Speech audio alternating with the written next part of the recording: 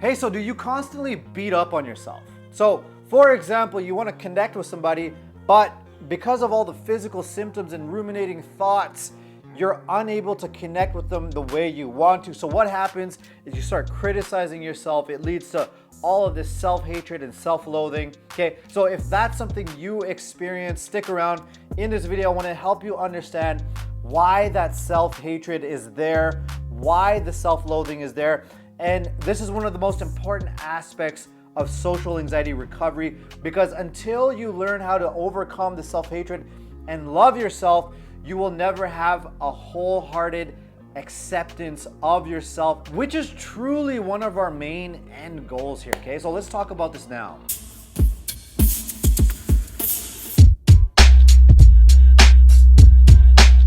All right, so if you're new to my channel, welcome. My name is Rubin, and I help individuals get relief from their social anxiety attacks, or what I call social flashbacks.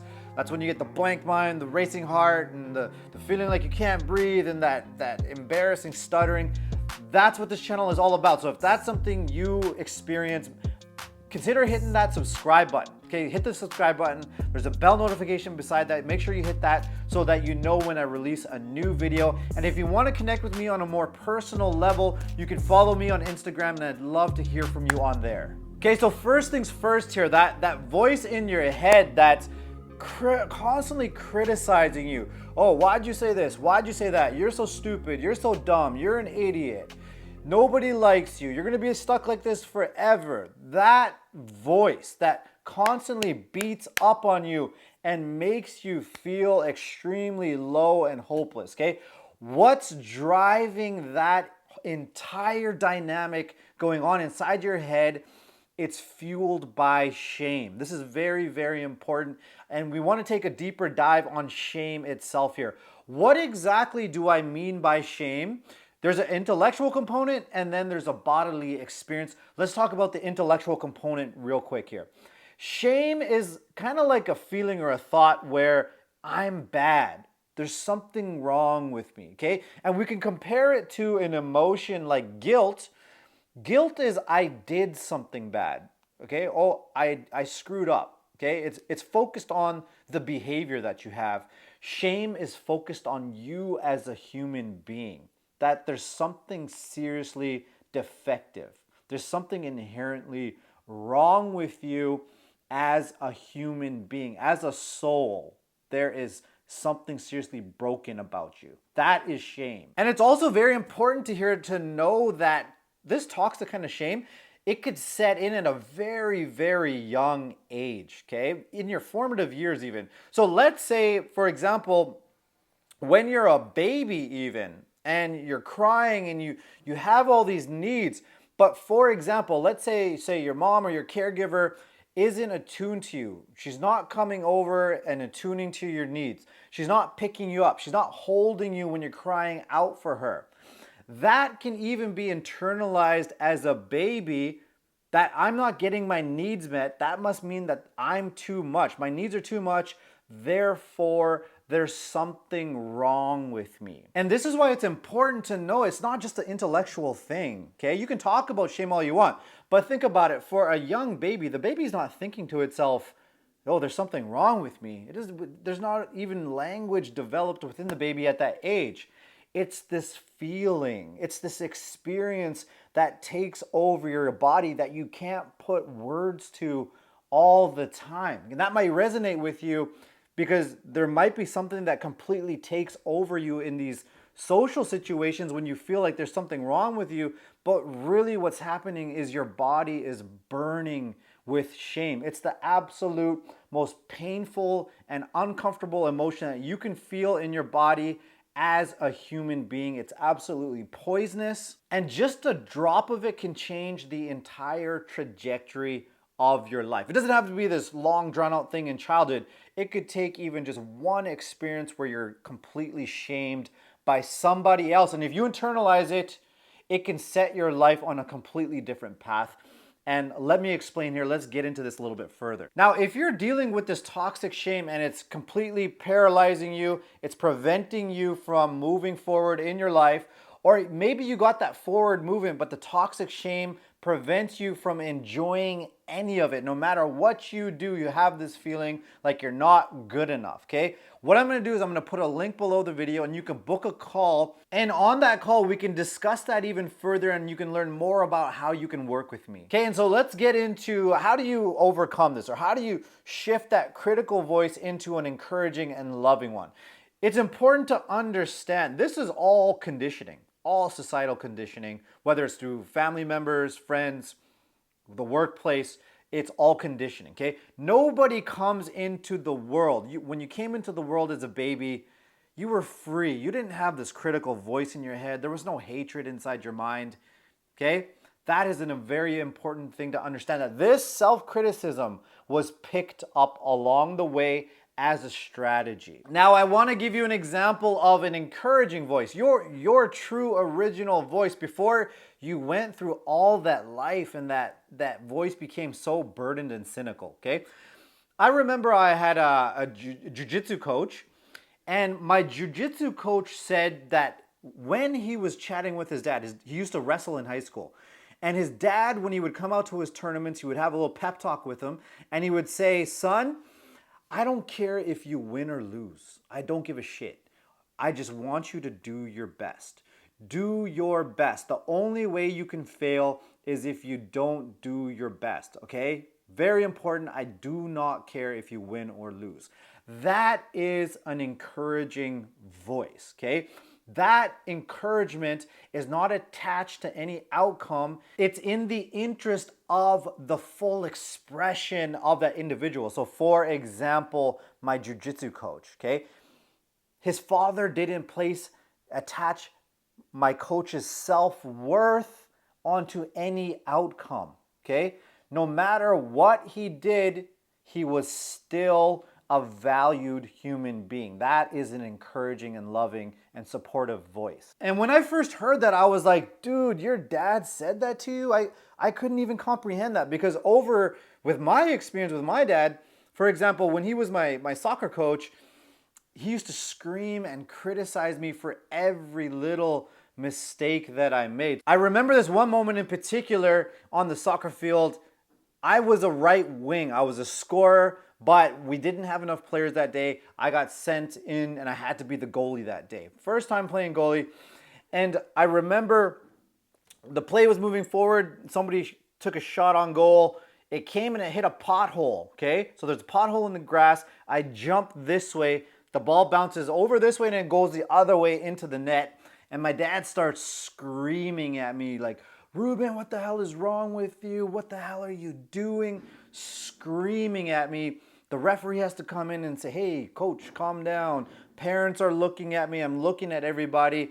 It is absolutely humiliating. And so you could see that I would get shamed even if it wasn't my mistake, okay?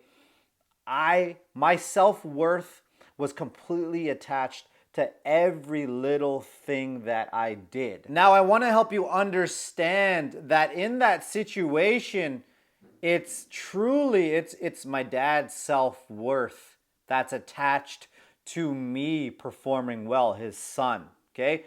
And I have a lot of compassion for him, because the same thing was done to him.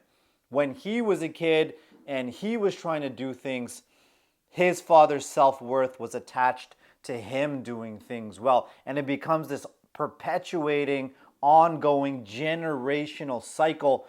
And it might come directly from your parents, but maybe it's your friend group that are shaming you. They have their self-worth attached to you doing certain things. "Hey, you're making us look bad. You're doing this or you're doing that." That is shame-based control. That is not encouragement. Okay, so let's take a bigger perspective of this. Shame-based control.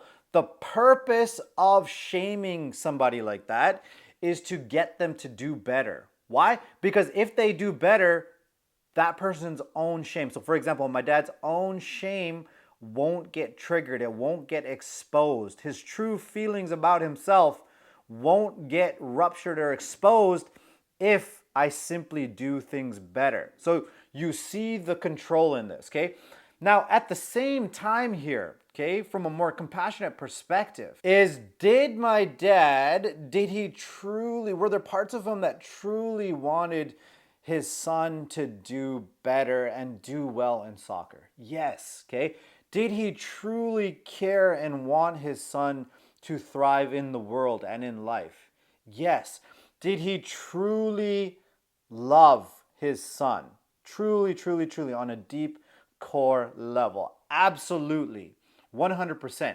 So his heart, okay, I'm not making an excuse for the behavior. And if you're experiencing this, don't make an excuse for it either. But his heart was in the right place. His heart was in the right place. His strategy is completely flawed. The strategy is completely flawed. The behavior is unacceptable. And truly what happens is the shame just gets transferred. Okay? So what I did in that moment is I just internalized, okay, there's something wrong with me. I can never do anything no good. It's because there's something wrong with me. I'm just a stupid idiot. Okay?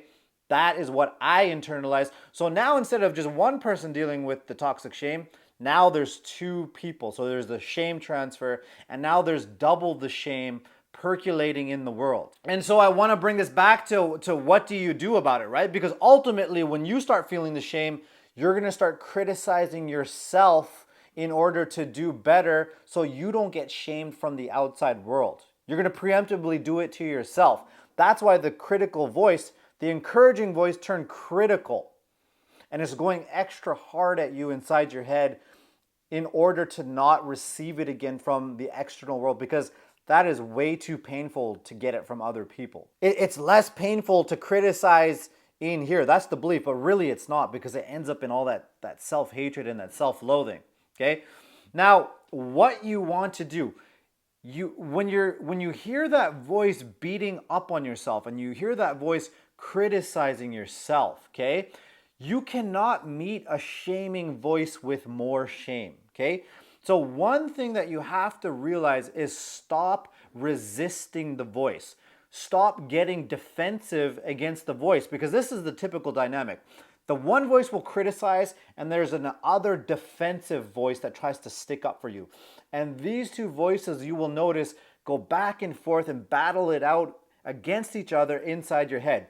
And when this one fights hard, this one fights back even harder, which makes this voice even go harder, and you end up in this big internal battle, which is a complete deadlock. So for example, if we picture that voice again, it's like my dad, right?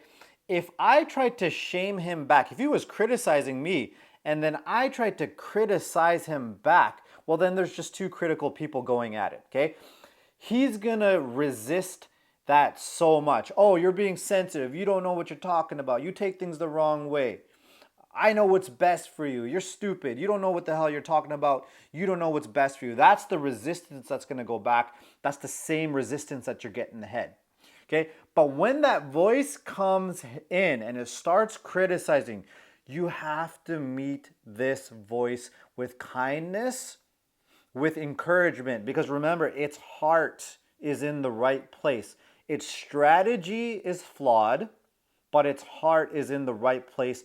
The voice truly cares about you. Its encouragement has just gone way too far. It's gone way too far to the extreme end. So when the voice starts beating up on you, oh, you're stupid, you're always going to be like this, and you're a weirdo, okay? Meet it with love, kindness, and curiosity, okay? You're always going to be like this. Well, get curious about that. How come you're saying I'm always going to be like this? Well, because you've been like this for so long.